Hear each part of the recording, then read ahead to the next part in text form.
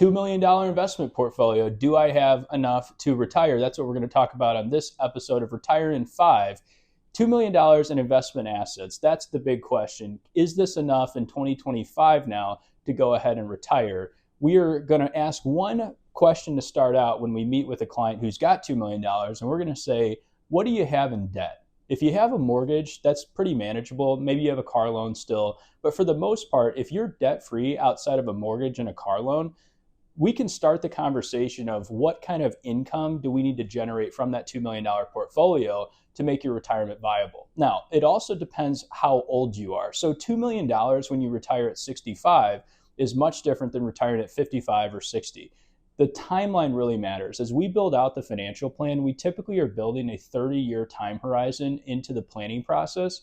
And so if you start at 55, the principal of the portfolio could start to decline in your 80s, which could be problematic, versus if you retire at 65, add 30 years on top of 65, now you're 95, it's much more likely that that plan could work a lot better for you in the long run. Now, the math of the portfolio is pretty simple. If you've got $2 million in retirement assets, let's say baseline, you're going to take a 4 or 5% withdrawal, including the taxes, you can take out about $80,000 to $100,000 from that portfolio, depending on how you're allocated. But the key is depending on how you're allocated. So if you're going to take a 5% withdrawal, remember the math of the retirement strategy would be withdrawal rate plus rate of inflation must equal the rate of return. So if your withdrawal rate's 100 grand, 5% withdrawal rate plus a 3% rate of inflation, you've got to be at 8% net return in the portfolio, in my opinion, to make that plan viable over the long run. And because of that, you can't be necessarily in a 60-40 portfolio.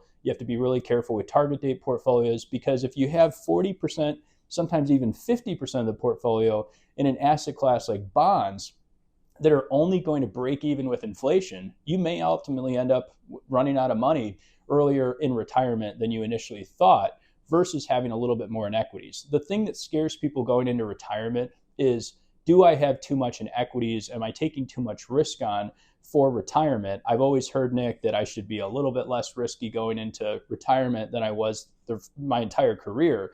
But I just say this, focus on your time horizon and your goals more than you focus on risk. So when we build that goals-based plan for our clients, even if you retire at 65, and we're going in with a 30-year window so that you're still viable in your 90s, we're going to say you've got 30 years of market ups and downs. Don't worry about tomorrow. Don't worry about next week. Don't worry about next month. Worry about a 30-year horizon. And when you think about it in those terms, the big culprit of retirement, especially if you've got that $2 million portfolio, is not necessarily market volatility. Markets are always going to be volatile. That's not the same as risk. Risk and volatility are two very different things. Rather, we like to define risk at Stenger Family Office as the chance of running out of money during your lifetime because of the rising cost of goods and services. I go to the local grocery store here. Pre-COVID, I was paying $75 to $80 for 2 bags of groceries. Well, nowadays, those same 2 bags of groceries are in the $150, $175 range if you're lucky. Same thing with new cars. I just talked to a client who spent $75,000 on a brand new truck, and it wasn't even fully loaded. So that's the reality of the retirement plan, is if you don't account for that rising cost of goods and services, you could get 10, 15, 20 years in and have a big surprise waiting for you. So going back to that $2 million portfolio, we would say take 3 to 5 years of living expenses of what you're going to need. Let's say you're going to withdraw 100 grand before taxes. Take that 100 grand, multiply by 3 to 5 years. You're going to have a range of $300,000 to $500,000 right off the bat, safe and secure in that $2 million portfolio that you're never, ever, ever going to risk in the stock market. So when the market goes down, not if it goes down, but when it goes down, you're not going to have to worry about that 3 to 500 of safe money. Instead, you keep it in 30-day US T-bills, in my opinion, at 4.44% interest today, and never, ever, ever put that into the risk side of the portfolio. The other side of the portfolio, let's say it's 1.5, 1.6 million, or whatever you decide on with your financial planner, that should be in high quality investments that are going to beat inflation, not so-called safe stocks. There's no such thing as a safe stock, but rather companies that are going to beat inflation. So the answer to the question, $2 million portfolio, do I have enough to retire? Is this going to work? All comes down to one, what kind of debt do you have? If you're debt free, you get an A+. If you just got a mortgage and maybe a car loan that you're paying off slowly but surely, you get an A-.